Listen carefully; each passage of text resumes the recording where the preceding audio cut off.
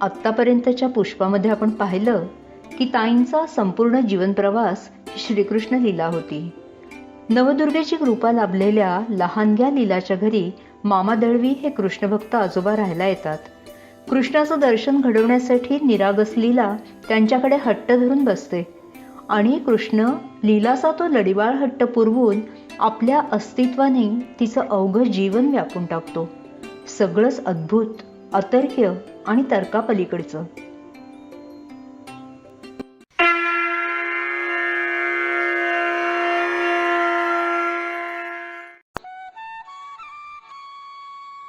कृष्ण ताईंशी बोलत असे, आदेश देत असे, त्यांच्या मार्फत वावरतही असे. ताईंचा जन्म ईश्वरी संकेतानुसार झाला होता. त्यांच्या जन्माच्या आधी त्यांच्या आईंना तसा दृष्टांत झाला होता. नवदुर्गा म्हणजेच महान शक्ती आणि कृष्ण यांच्याशी असलेलं ताईंचं नातं आई मुलाच्या नात्यासारखं होतं. त्यांचं संपूर्ण जीवन म्हणजे एक तपश्चर्या होती. कृष्णाचा शब्द तंतोतंत पाळणं हेच त्यांचं ध्येय होतं. हे ध्येय त्यांनी सदैव जपलं. भोगलालसेच्या मागे धावणाऱ्या जगाला मानवता आणि विश्वकल्याणाचा संदेश देण्याचं कार्य कृष्णाने ताईंच्या माध्यमातून केलं. स्वतःचा संसार करत असताना ताईंनी आणि त्यांच्या यजमानांनी पूर्ण समर्पण भावाने कृष्णाच्या आदेशाचं पालन केलं. किंबहुना त्यांचा संसार म्हणजे कृष्णाचं कार्य पूर्ण करण्याचं एक साधन होतं. ताईंचं बदलापूरचं घर म्हणजे कृष्णकुटीर हे अनेक कृष्णभक्तांच्या विसाव्याचं श्रद्धेचं स्थान झालं. रोजच्या धकाधकीच्या जीवनात परमेश्वराशी सख्य साधण्यासाठी ओम नमो भगवते वासुदेवाय आणि ओम महान शक्ती देवताय नमः या महामंत्रांचा प्रसार ताईंनी कृष्णाच्या आदेशाने केला. आपलं कर्तव्य प्रामाणिकपणे आणि प्रेमाने करणं हीच कृष्णाची सेवा आहे.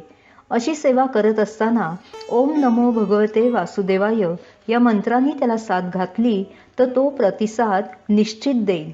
तो भावाचा भुकेला आहे असं आश्वासन त्यांनी दिलं. अनेक भक्तांनी याचा प्रत्यय घेतला आहे आणि घेत आहेत. वैयक्तिक उपासनेबरोबरच ताईंनी सामुदायिक उपासनेलाही महत्त्व दिलं. मानवतेच्या आणि विश्वकल्याणाच्या हेतूने ताईंनी सामुदायिक उपासनेसाठी देश-विदेशात श्रीकृष्ण लीला केंद्रांची स्थापना केली.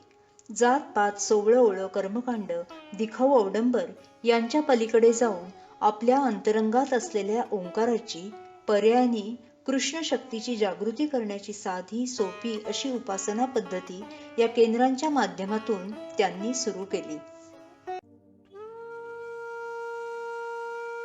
2003च्या जानेवारीमध्ये कृष्णाने ताईंसाठी पांढरं शुभ्र वस्त्र वैभवीला म्हणजे ताईंच्या मुलीला आणायला सांगितलं. त्याप्रमाणे वैभवीने अगदी मौसूद अशी पूर्ण पांढरी साडी आणून कृष्णाला अर्पण केली. इहलोकातील ताईंचं कार्य पूर्ण झाल्याचा हा संकेत होता. अर्थात याचा अर्थ त्यावेळी कोणाच्याच लक्षात आला नाही. पण दिल्लीला निघताना मात्र ताईंनी ही साडी आठवणीने बॅगेत ठेवायला सांगितली होती. कृष्ण सखा आपल्याला बोलवतो आहे. लौकिकातील पसारा आवरून आता निघायला हवं याची जाणीव ताईंना झालेली होती. ताईंनी निर्वानिरव सुरू केली. 8 फेब्रुवारीला दिल्लीत मिलिटरी एरियात विश्वजननीची स्थापना होती. 9 तारखेला कर्नल शर्मा यांच्याकडे श्रीकृष्ण केंद्राची स्थापना होणार होती. दिल्लीतील या मुक्कामात 9 फेब्रुवारीला केंद्र स्थापनेनंतर रात्री 8 वाजेपर्यंत ताईंनी ध्यान केलं. त्यानंतर ध्यानातून उठल्यावर त्यांनी सगळ्यांसाठी निरोप दिला. उद्या सकाळी 9 वाजेपर्यंत माझं ध्यान आहे, मला कोणीही उठवू नका. दुसऱ्या दिवशी म्हणजे 10 फेब्रुवारीला सकाळी 9च्या सुमारास वैभवी त्यांना नमस्कार करायला गेली. जवळ जाऊन पाहते तो ध्यानमग्न ताईंच्या अंगावर तिच्याकडून मागून घेतलेली पांढरी साडी होती. एक हात आशीर्वाद दिल्यासारखा वर होता. पायाला हात लावून नमस्कार करताना वैभवीला जाणवलं की पाय गार आहेत. डॉक्टरांना बोलवणं, दवाखान्यात नेणं वगैरे सर्व सोपस्कार झाले. पण ताई ध्यानमग्न असतानाच कृष्णचरणी विलीन झाल्या होत्या. ज्योत ज्योतीत एकरूप झाली होती. ताईंचं हे अकल्पित समाधीस्थ होणं सर्वांच्या हृदयाला चटका लावून गेलं. ताईंच्या कुटुंबियांप्रमाणेच कृष्ण भक्तांवर पण हा फार मोठा आघातच होता.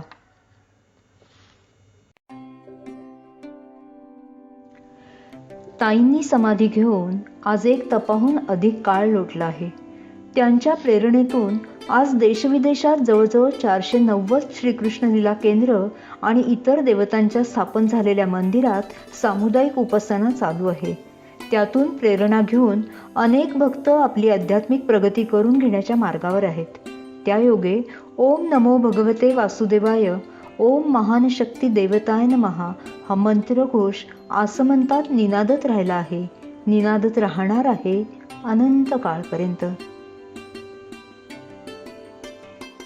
लोक हो, मुंबईजवळ असलेल्या बदलापूर या उपनगरात ताईंचं कृष्णकुटीर आहे. कृष्ण ऊर्जेचा झरा तिथे अविरत वाहत आहे.